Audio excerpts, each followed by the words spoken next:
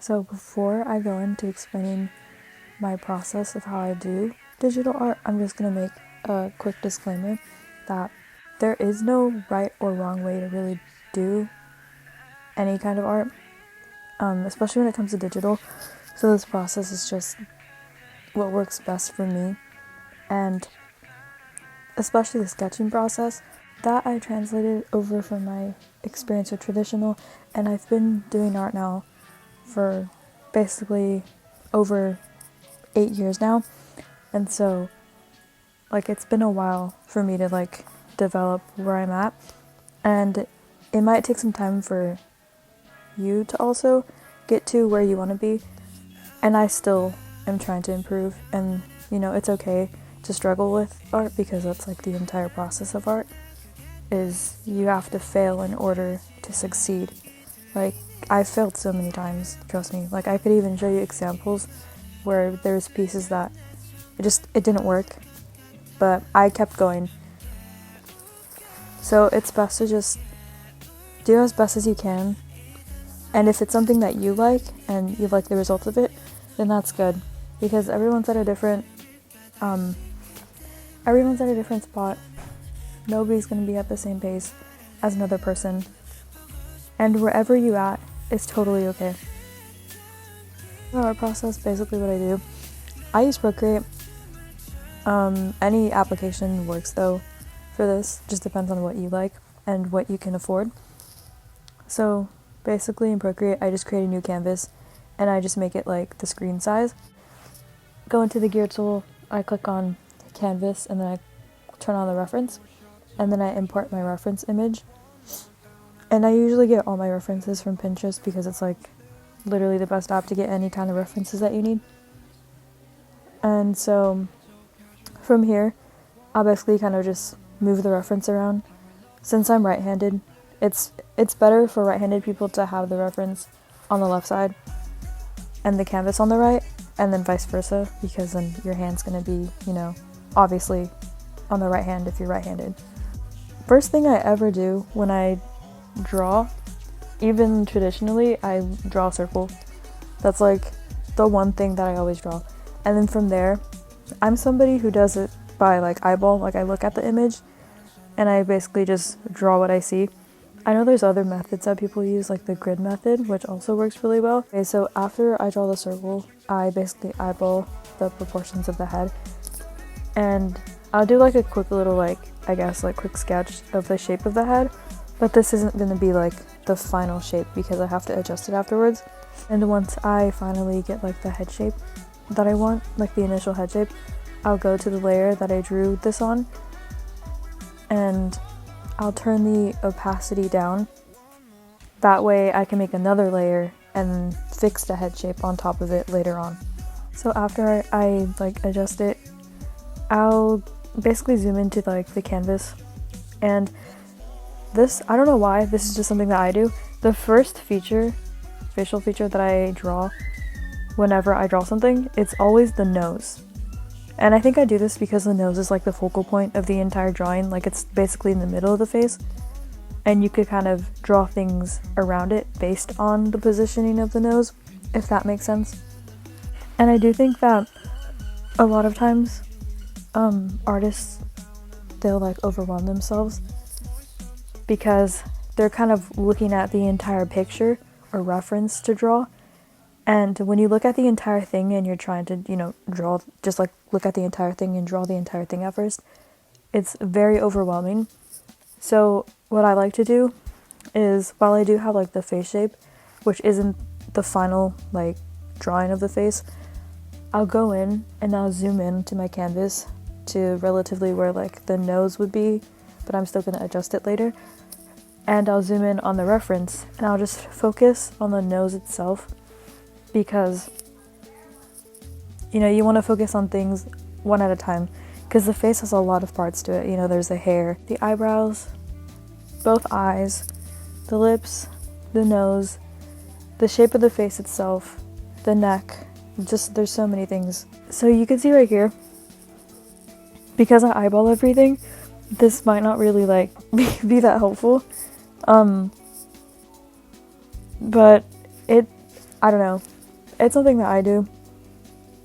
I basically just look at what I see and I try to copy it as best as possible. And obviously, it's not going to be 100% accurate, but if it's basically to my liking and also captures the likeness, if I could capture the likeness of the reference and I like the way I captured it, then that's good. Because also this too, everybody has their own art style or their way of doing things. I know some people like to do like super hyper realistic stuff. Some people like to do stylized things where they have their own style and make it more simplistic. And then, yeah, it's just up to you what you want to do because everyone's different. And so, of course, you're probably not going to want to do it the same way that I do. Because I do try to make it realistic, but not super realistic. But this is just how I like doing things.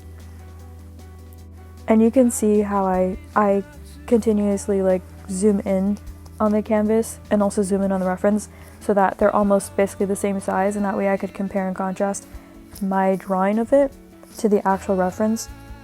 And I basically just make tons of like brush strokes and I erase things and I move things around.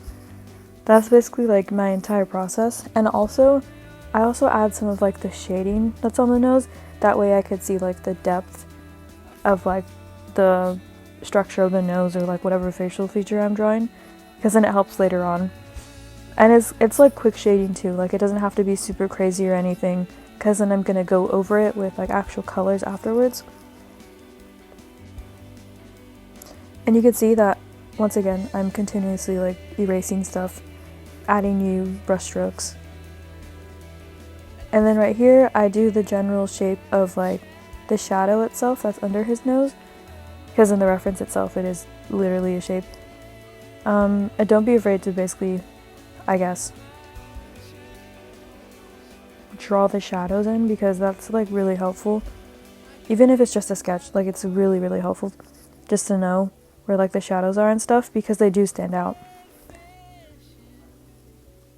And afterwards, when I finish doing the nose, I will zoom out to show the entire head and the nose, and then I will use the transform tool to move the nose around so that it's like relatively where it is in terms of like the shape of the head, the size of the head. And then I'll go back, zoom back in and fix a few things, and then from there I'll go to the next thing. And again, this is just something that I do, but after I draw the nose I always do the mouth, since the mouth corresponds with the nose in the sense that the lips usually end at a certain distance away from the nose, going up and down, which is like a really helpful indicator. And also you could see like in this reference that I chose, the shadow doesn't really touch the top, like where the lip begins at the top, and so that can go to show basically how you're supposed to space the mouth from the nose. And then again I just draw like what I see, what shapes I see, and I'll keep erasing things because of course not everything is going to be as it should be at the first try, and this is totally fine.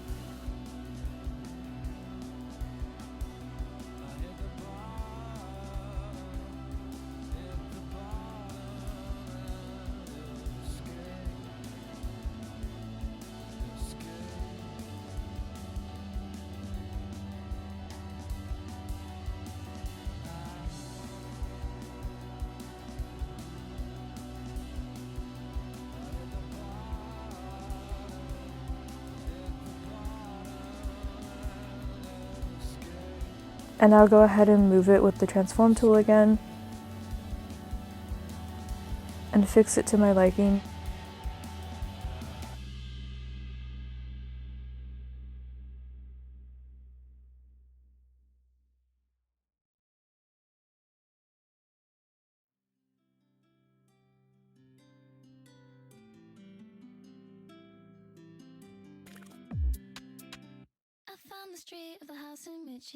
And then I'll like shade some of it, quick shading, so I know like the depth of it, since you know these are facial features and they're three-dimensional.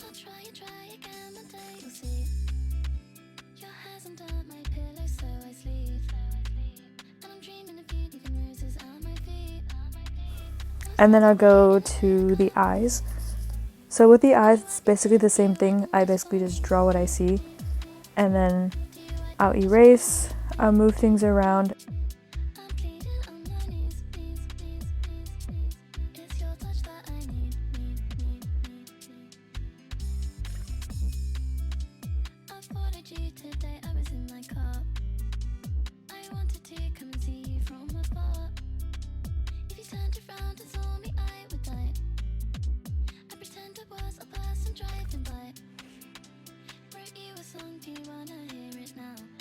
And then I'll shade around it.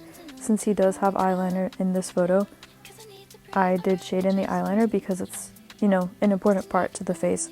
Like you can tell, like it's like a really dark part.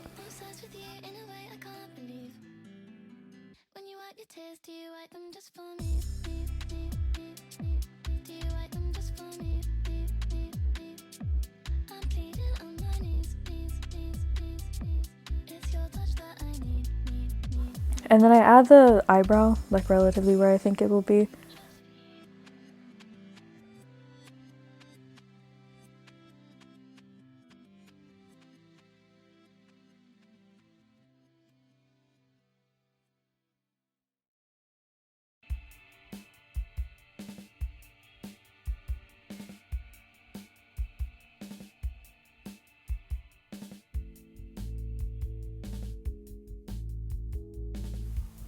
And I go back, I fix a few things on the lips.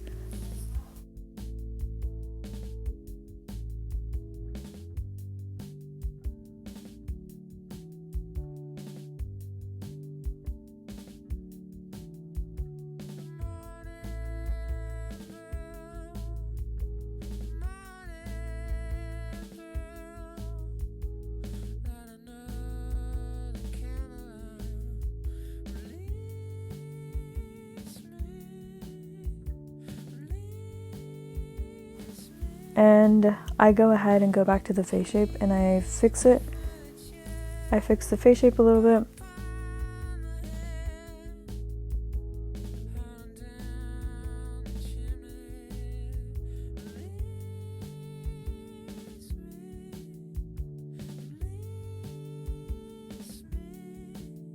I add the shadow underneath the lips because it also stands out, just like the shadow under the nose because of the lighting.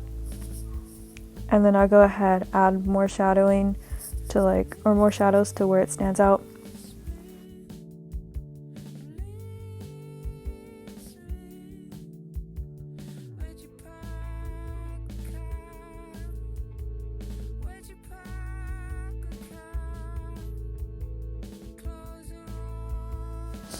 I'll fix the face shape again.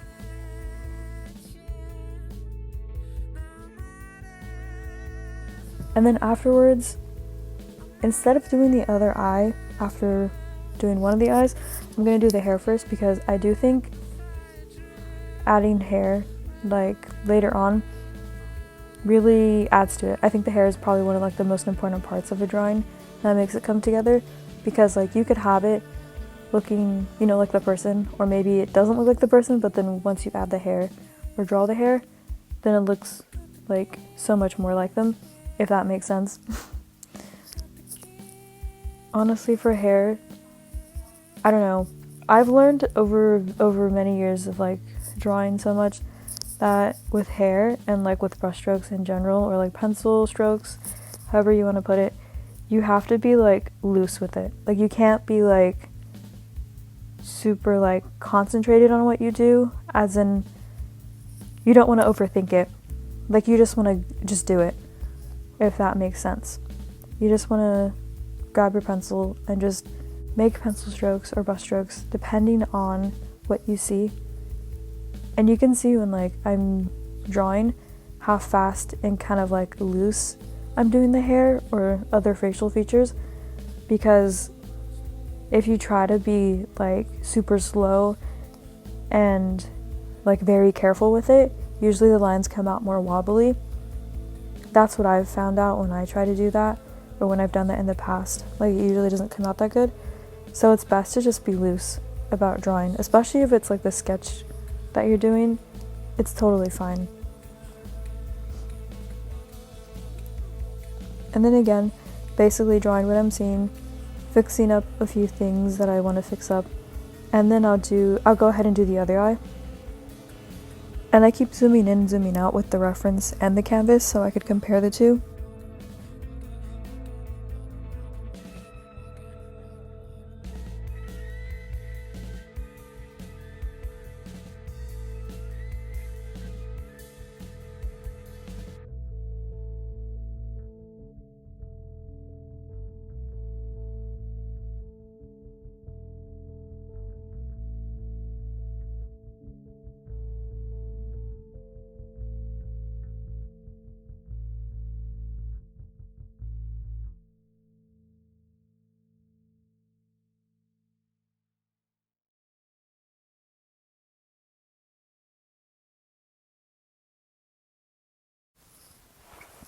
And then after this, I went ahead and I fixed the eyebrow because it wasn't to my liking. It didn't look the way I wanted it to. And so here I keep adjusting things. I add to it, I remove from it. I move it entirely with the lasso tool and the transform tool. And then I'm adding some shading because I think that's important. Even if it's just a sketching phase, just like a quick shading with whatever brush you're using in the black, it really helps. And then I'm going around and I'm trying to fix things so it's to my liking.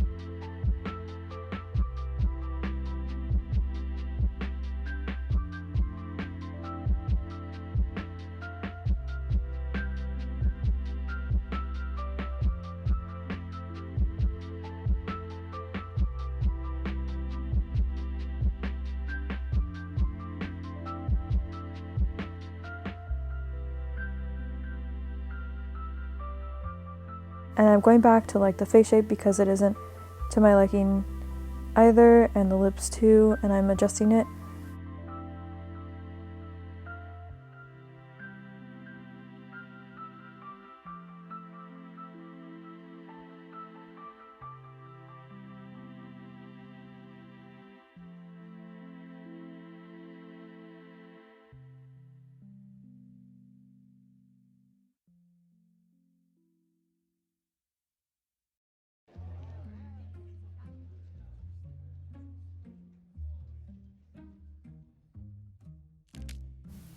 And then, again, going back to the nose, which is the first thing I did, basically, and adding to it and erasing it. And then I'm going back to the hair, basically adding a few things to make it look more like the reference.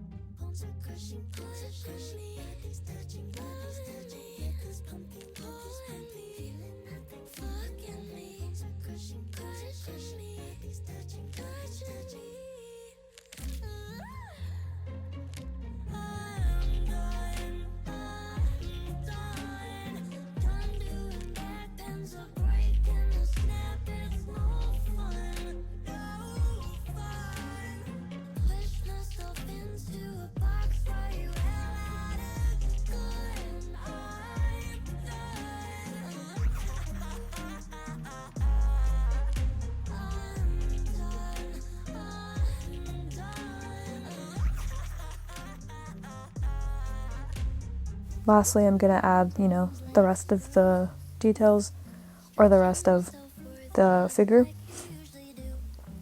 So like the neck and then the accessories, like the neck, the accessories, and then the clothing. And again, you can see like when I'm sketching, I'm really like loose with the pencil. I'm really loose with like how I draw, and this really helps again, like not overthinking it, just drawing what you're seeing, like it really helps.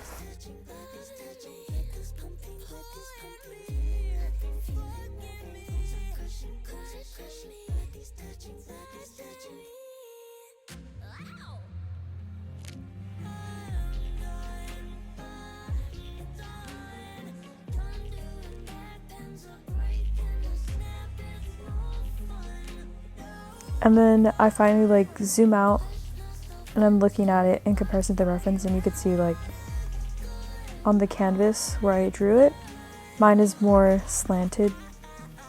The entire like head is slanted more to the left than it is in the actual reference. So this is really helpful. Instead of, since I use multiple layers for like everything, instead of moving each layer, what you could do is you can combine the layers down into basically a new group. And so I'm moving all of the layers that I just drew into the new group, and I click on the new group, and then I could just choose the transform tool and then move all the layers at once. This is really helpful.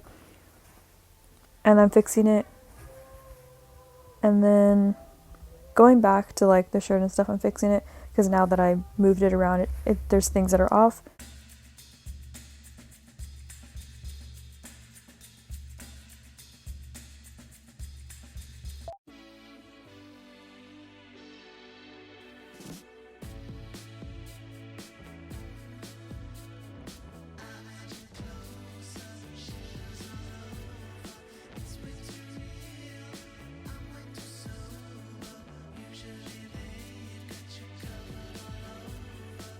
And that sketch took 38 minutes.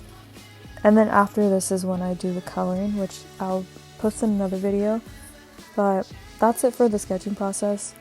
I hope this is kind of helpful because I know like my process isn't going to be, I guess, something that everybody uses, because I feel like everyone, of course, does their own thing, and you have to kind of find what fits you best or what works best for you. But I hope it's somewhat helpful to see how I do my process.